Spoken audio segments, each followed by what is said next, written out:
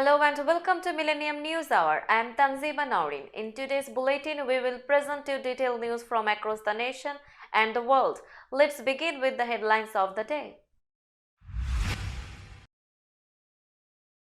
National Christmas tree blazes to life with Biden lighting.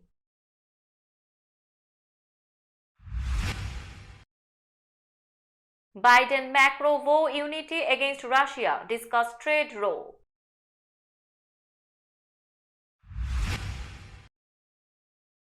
House votes to avert rail strike, impose deal on unions.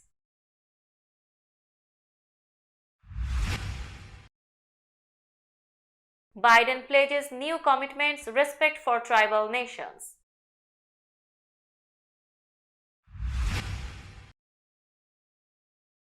Treasury making Trump taxes available to House committee.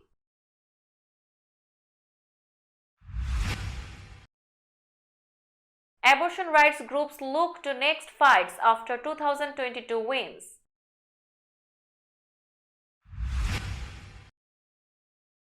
Racism uproar at home threatens to eclipse royal visit to US.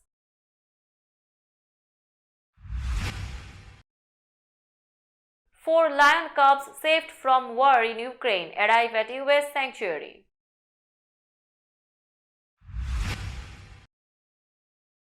Harry and Meghan dog footage puts royal rift at forefront.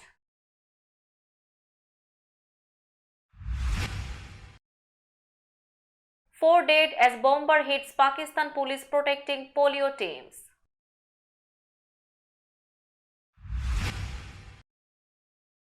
Chinese vaccine plans spark hope for end of zero COVID.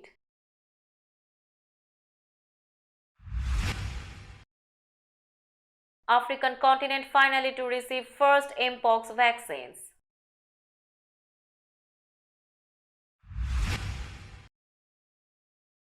Gaylord Perry, two-time Cy Young winner, dies at 84.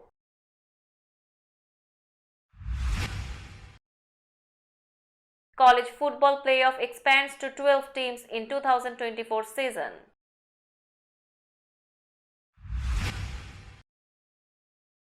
Heart on goal, Pulisic hopes to face Netherlands at World Cup.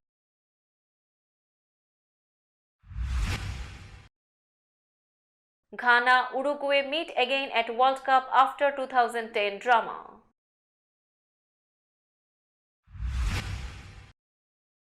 And Japan beats Spain 2-1 as both teams advance at World Cup.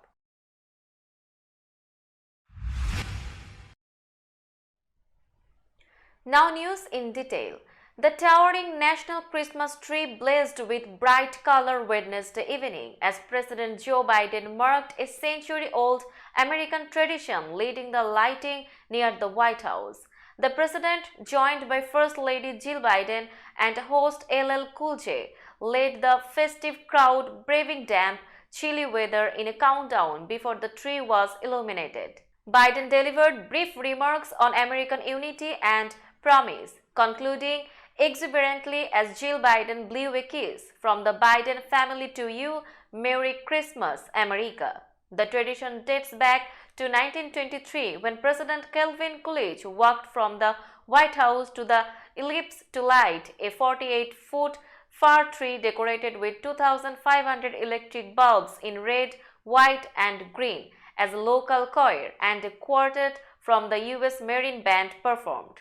The lighting ceremony has been carried out year after year, drawing thousands to Washington, with a few exceptions during times of war and national tragedy.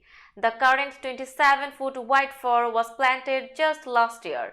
Vice President Kamala Harris and Second Gentleman Doug Emhoff joined the Bidens to watch some of the evening's musical performances.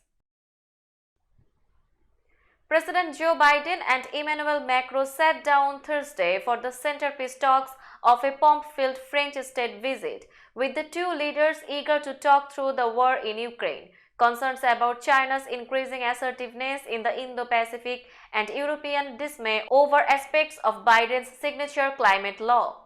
Biden honored Macron with the first state dinner of his presidency on Thursday evening. But first, the two leaders met in the Oval Office to discuss difficult issues that they face. At the top of the agenda is the 9-month-old war in Ukraine, in which Biden and Macron face headwinds as they try to maintain unity in the US and Europe to keep economic and military aid flowing to Kiev as it tries to repel Russian forces. The choices we make today and the years ahead will determine the course of our world for decades to come, Biden said at an arrival ceremony. Macron, at the start of the face-to-face meeting, acknowledged the challenging times in Ukraine and called on the two nations to better synchronize our actions on climate. The leaders began their talks shortly after hundreds of people gathered on the South Lawn on a sunny, chilly morning for the ceremony that included a 21-gun salute and review of troops. Ushers distributed small French and American flags to the guests who gathered to watch Biden and Macron start the state visit. Both leaders at the ceremony paid tribute to their country's long alliance, but they acknowledged difficult moments lay ahead as Western unity shows somewhere 9 months into Russia's invasion of Ukraine. The US House moved urgently to head off the looming nationwide rail strike on Wednesday, passing a bill that would bind companies and workers to a proposed settlement that was reached in September but rejected by some of the 12 unions involved. The measure passed by a vote of 290-137 and now heads to the Senate. If approved there, it will be signed by President Joe Biden, who urged the Senate to act swiftly. Without the certainty of a final vote to avoid a shutdown this week, railroads will begin to halt the movement of critical materials like chemicals to clean our drinking water as soon as this weekend, Biden said. Let me say that again. Without action this week, disruptions to our auto supply chains, our ability to move food to tables, and our ability to remove hazardous waste from gasoline refineries will begin. Business groups including the US Chamber of Commerce and the American Farm Bureau Federation have warned that halting rail service would cause a devastating $2 billion per day hit to the economy. The bill would impose a compromise labor agreement brokered by the Biden administration that was ultimately voted down by 4 of the 12 unions representing roughly 115,000 employees at large freight railroads. The union have threatened to strike if an agreement can't be reached before a December 9 deadline. President Joe Biden on Wednesday pledged to give Native Americans a stronger voice in federal affairs, promising at the first in-person summit on tribal affairs in 6 years that he will bolster tribal consultations, inclusion of indigenous knowledge in decision-making, and funding for communities struggling with the impacts of climate change. Biden spoke on the opening day of the 2-day White House Tribal Nations Summit to representatives from hundreds of Native American and Alaska Native tribes, reiterating and announcing a series of new commitments. The summit coincides with National Native American Heritage Month, which is celebrated in November. The Biden administration said its goal is to build on previous progress and create opportunities for lasting change in Indian country, which isn't guaranteed without codified laws and regulations. Among the pledges from the Biden administration is to establish uniform standards for federal agencies to consult with tribes and go beyond a check-the-box exercise, finalize a 10-year plan to revitalize native languages, and strengthen tribal rights like hunting and fishing that are outlined in existing treaties. Biden also said he intends to designate Avi-Kao-Emi, a desert mountain near Laughlin, Nevada, that's considered sacred to Native Americans, as a new national monument.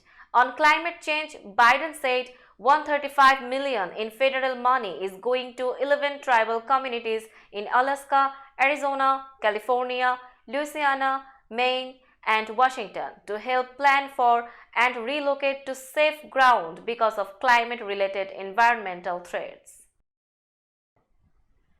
The Treasury Department said Wednesday it has complied with a court order to make former President Donald Trump's tax returns available to a congressional committee. The Supreme Court last week rejected Trump's request for an order that would have prevented the Treasury Department from giving 6 years of tax returns for Trump and some of his businesses to the Democratic-controlled House Ways and Means Committee. The court, without dissent, cleared the legal obstacle to disclosure of Trump's tax returns. A department spokesperson said Treasury has complied with last week's court decision but declined to say whether the committee had accessed the documents. The spokesperson declined to be identified by name because of privacy constraints. Trump refused to release his tax returns during his 2016 presidential campaign or his 4 years in the White House. Emboldened by the results of November's midterms, abortion rights supporters say they are preparing for even bigger fights in state legislatures and pivotal elections to come, including 2024 races for Congress and President. Victories for abortion rights ballot measures and candidates who support abortion provided a roadmap for how to win future campaigns, Democrats and leaders of several organizations say. Mobilization efforts brought together women of different races, ages, and ideologies who disagreed with the US Supreme Court's decision this summer to eliminate the constitutional right to abortion, forming more diverse and larger coalitions. The election also changed the way people talk about abortion, they say. Long seen as a polarizing issue, Democrats were advised to pivot away from. It's now considered a fundamental topic that must be addressed and one that will help them win. We think, based on the enthusiasm and what we saw on our exit polling and in the election results, that this is an enduring issue, said Mini Timaraju, president of NAREL Pro-Choice America. The group, along with Planned Parenthood Action Fund and Emily's List, committed $150 million to the 2022 election. Prince William's office said racism has no place in our society as he sought to prevent the backlash over his godmother's treatment of a black advocate for survivors of domestic abuse from overshadowing his trip to the United States. Lady Susan Hussey, who is 83 years old, resigned Wednesday as an honorary member of the royal household after the chief executive of an East London women's refugee said Hussey repeatedly asked her where she really came from after she told the older woman that she was British. The exchange took place at a Buckingham Palace reception for those working to end domestic violence. Racism has no place in our society, his Kensington Palace office said. These comments were unacceptable, and it's right that the individual has stepped aside with immediate effect. The incident reignited allegations of institutional racism at the palace on the first day of the Prince and Princess of Wales' visit to Boston. While the trip is focused on the Earthshot Prize, Williams' initiative to support entrepreneurs working on solutions to climate change and other environmental problems, the royal couple are also trying to show that the monarchy remains relevant in a multicultural world. 4 lion cubs that were orphaned during the war in Ukraine have arrived safely at a Minnesota animal sanctuary that has pledged to provide them a permanent home. A male cub named Taras and 3 females named Stefania, Lesia, and Prada, who are all between 4 and 5 months old, spent the last 3 weeks at the Poznan Zoo in Poland. Their arrival Tuesday marked the final step in an arduous journey after they lived through sporadic bombings and drone attacks in Ukraine, according to the International Fund for Animal Welfare, one of several groups working to rescue animals from the war. Now it's time for global updates.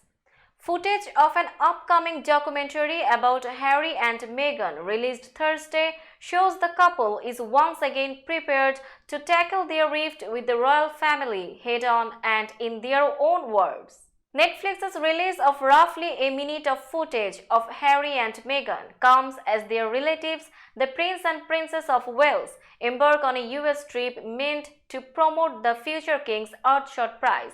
The trip to Boston, which is William and Kate's first one since the death of Queen Elizabeth II, had already been clouded by tensions with Harry and Meghan, who quit their royal duties in 2020 and moved to California. The footage includes photos and brief interview snippets of Harry and Meghan. No one says what's happening behind closed doors. The Duke of Sussex says as a photo of Meghan crying while holding a cell phone is shown. There is the sound of glass breaking and an image of William and Kate appears. When the stakes are this high, doesn't it make more sense to hear the story from us? Meghan says as the trailer ends. The trailer also includes images of the couple in happier times, with numerous happy shots of them together. Netflix is billing the six-part series as an unprecedented and in-depth look at one of the most discussed couples in history. It is directed by Liz Gerbers, the Emmy-winning producer of the Netflix documentary What Happened, Miss Simon. In 2020, Prince Harry and his wife signed a multi-year deal to produce nature series, documentaries, and children's programming for the streaming service. A suicide bomber blew himself up near a truck carrying police officers on their way to protect polio workers near Quetta, Pakistan on Wednesday, killing a police officer and 3 family members traveling in a car nearby. The bombing wounded 23 others, mostly police, officials said. Ghulam Asfar Mehsar, a senior police officer, said the attack happened as the police were heading to the polio workers as part of a nationwide vaccination drive launched Monday. The blast was so powerful that it toppled the truck carrying police officers into a ravine, he said, adding that the bombing also damaged a nearby car carrying members of a family. He said that the anti-polio campaign will continue even after the bombing. A campaign to vaccinate the elderly has sparked hopes China might roll back severe antivirus controls that prompted protesters to demand President Xi Jinping resign. But the country faces daunting hurdles and up to a year of hard work before zero COVID can end. Stock markets rose after the National Health Commission on Tuesday announced the long-awaited campaign. A low vaccination rate is one of the biggest obstacles to ending curbs that have confined millions of people to their homes, depressed the economy, and kept most visitors out of China. Health officials gave no indication how long it might take. A vaccination campaign will require months, and China also needs to build up its hospitals and work out a long-term virus strategy, health experts and economists warn. They say zero COVID is likely to stay in place until mid-2023 and possibly as late as 2024. Africa's top public health body says the continent is set to receive its first batch of Mpox vaccines as a donation from South Korea. The Africa Centers for Disease Control and Prevention said Thursday the 50,000 doses will be used first for health workers and people living in the hardest hit areas.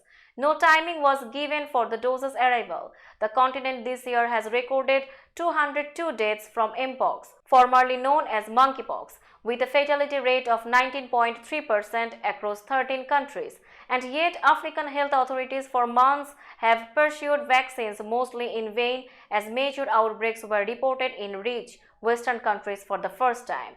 Acting CDC Director Ahmed Ogwell noted 51 new Mpox cases in Congo in the past week and said Ghana and Nigeria are the other most affected countries. Now it's time for business news.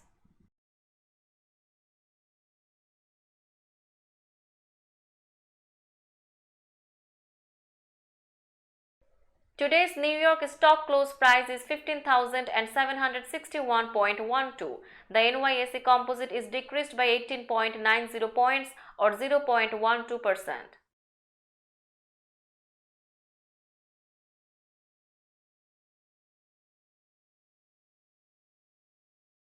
Tokyo stock close price is 28,226.08. The Nikkei 225 index is increased by 257.09 points or 0.92%.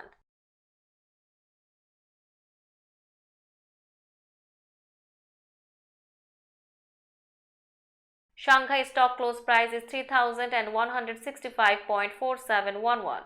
The Shanghai Composite Index is increased by 14.14 points or 0.45%.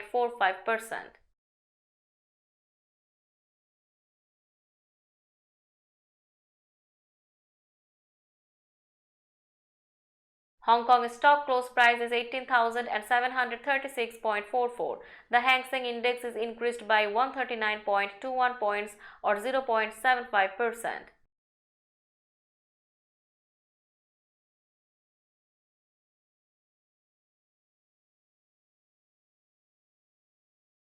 Bombay stock close price is 63,284.19. The Sensex index is increased by 184.54 points or 0.29%.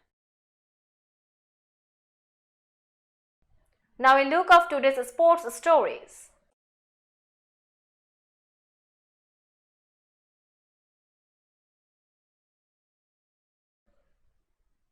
Baseball Hall of Famer and two-time Cy Young Award winner Gaylord Perry, a master of the speedball, died Thursday. He was 84. Perry died at his home in Guffney at about 5 a.m. Thursday of natural causes, Cherokee County Coroner Dennis Fowler said. He did not provide additional details. Perry pitched for 8 major league teams from 1962 until 1983.